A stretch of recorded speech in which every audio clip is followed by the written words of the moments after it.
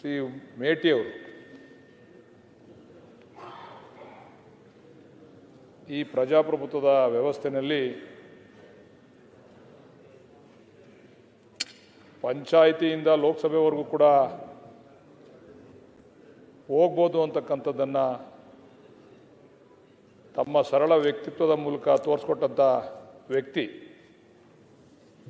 ನಾವು ಅನೇಕ ಕಮಿಟಿಗಳಿಗೆ ನಾವಿಬ್ಬರು ಕೂಡ ಒಟ್ಟಿಗೆ ಕೆಲಸ ಮಾಡಿರ್ತಕ್ಕಂಥದ್ದು. ಭಾಳ ಗೌರವವಾಗಿ ಚಿಕ್ಕ ವಯಸ್ಸಿನವ್ರನ್ನೂ ಕೂಡ ಭಾಳ ಗೌರವಯುತವಾಗಿ ಮಾತಾಡಿಸ್ತಕ್ಕಂಥ ವ್ಯಕ್ತಿತ್ವ ಇರತಕ್ಕಂಥ ಸನ್ಮಾನ್ಯ ಮೇಟಿಯವರು ಅವರು ಶಾಸಕರಾಗಿದ್ದಾಗಲೇ ನಿಧನ ಆಗಿರ್ತಕ್ಕಂಥದ್ದು ನಮ್ಮೆಲ್ಲರೂ ಕೂಡ ದುಃಖ ಬರ್ತಕ್ಕಂಥ ಸಂಗತಿ.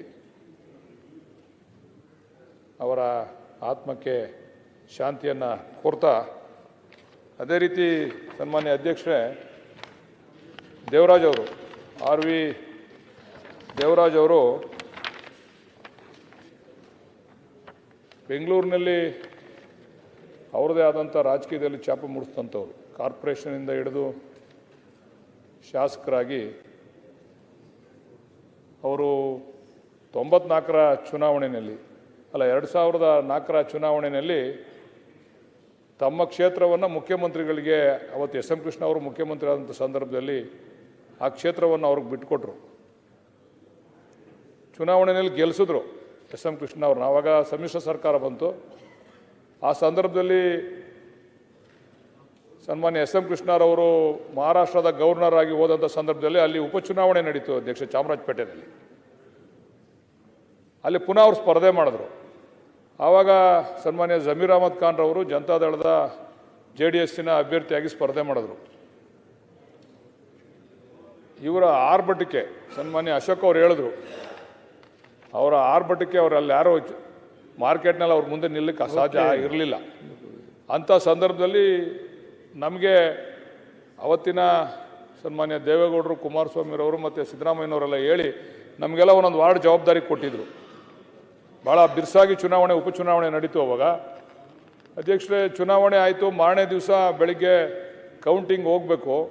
ಆವಾಗ ಸನ್ಮಾನ್ಯ ದೇವರಾಜ್ ಅವರು, ನಾವು ಮತ್ತು ಜಮೀರ್ ಅಹಮದ್ ಖಾನ್ ಒಂದು ದೇವಸ್ಥಾನಕ್ಕೆ ಹೋದ ಮಾರ್ಕೆಟ್ನಲ್ಲಿ. ಆವಾಗ ಅವರು ದೇವರಾಜ್ ಅವರು ಜಮೀರ್ ಅಹಮದ್ ಅವ್ರಿಗೊಂದು ಮಾತನ್ನು ಹೇಳಿದ್ರು, ಯಾಕಪ್ಪ ಕೌಂಟಿಂಗ್ ಬತ್ತೀಯ, ನಾನು ಗೆದ್ದಾಯ್ತು ಹೋಗು ಅಂತ ಅಂದರು. ಚುನಾವಣೆ ರಿಸಲ್ಟ್ ಬಂತು. ಜಮೀರ್ ಅಹಮದ್ ಅವ್ರು ಗೆದ್ದರು, ದೇವರಾಜ್ ಅವರು ಸೋತರು. ಅದಾದ ನಂತರ ಪಾಪ ಅವ್ರಿಗೆ ಎಲ್ಲೂ ಕೂಡ ರಾಜಕೀಯವಾಗಿ ಶಾಸಕರಾಗ್ತಕ್ಕಂಥ ಒಂದು ಅವಕಾಶ ಸರಿಯಾದಂಥ ರೀತಿಯಲ್ಲಿ ಸಿಕ್ಕಲಿಲ್ಲ. ಆದರೂ ಕೂಡ ಅವರಿಬ್ಬರು ಸ್ನೇಹಿತರಾಗಿದ್ದರೂ ಕೂಡ ಅವರ ರಾಜಕೀಯ ಬೇರೆಯವ್ರಿಗೆ ಅವತ್ತೇನಾದರೂ ಕೂಡ ಅವ್ರು ಎಸ್ ಎಂ ಕೃಷ್ಣ ಅವ್ರಿಗೆ ಬಿಟ್ಕೊಟ್ಟಿರಲಿಲ್ಲ ಅಂತಂದರೆ ಬಹುಶಃ ಅವರ ಶಾಸಕತ್ವ ಕಂಟಿನ್ಯೂ ಆಗ್ತಿತ್ತು. ಆದರೂ ಕೂಡ ಒಂದು ಸರಳ ಸಜ್ಜನಿಕೆಯ ವ್ಯಕ್ತಿ. ಭಾಳ ಎಲ್ಲರೂ ಕೂಡ ಭಾಳ ಗೌರವದಿಂದ, ಪ್ರೀತಿಯಿಂದ, ಸ್ಲಮ್ ಬೋರ್ಡ್ ಚೇರ್ಮನ್ ಕೂಡ ಆಗಿದ್ದರು. ಭಾಳ ಪ್ರೀತಿಯಿಂದ, ಗೌರವದಿಂದ ಎಲ್ಲರನ್ನೂ ಕೂಡ ಎಲ್ಲರ ಒಡನಾಟವನ್ನು ಕೂಡ ಇಟ್ಕೊಂಡಿದ್ರು. ಯಾರು ಶತ್ರು, ಯಾರು ಸ್ನೇಹಿತ. ಜಮೀರ್ ಅವ್ರನ್ನ ಸೋಲಿಸಿದ್ರು ಕೂಡ ಅವ್ರನ್ನ ಭಾಳ ಪ್ರೀತಿಯಿಂದ, ವಿಶ್ವಾಸದಿಂದ ಮಾತಾಡ್ಸ್ತಕ್ಕಂಥದ್ದು. ಶತ್ರುತ್ವನೇ ನೋಡಲಿಲ್ಲ ನಾವು ದೇವರಾಜ್ ಅವರಲ್ಲಿ. ಅಂಥ ಒಂದು ವ್ಯಕ್ತಿತ್ವವನ್ನು ಹೊಂದಿರತಕ್ಕಂಥ ದೇವರಾಜರವರು ನಿಧನರಾಗಿರ್ತಕ್ಕಂಥದ್ದು ಕೂಡ ನಮಗೆ ಭಾಳ ದುಃಖ ತರ್ತಕ್ಕಂಥ ವಿಚಾರ.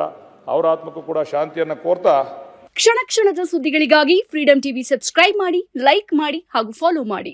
ಹೊಸ ಸುದ್ದಿಗಳ ನೋಟಿಫಿಕೇಶನ್ಗಾಗಿ ಬೆಲ್ ಐಕಾನ್ ಮೇಲೆ ಕ್ಲಿಕ್ ಮಾಡಿ.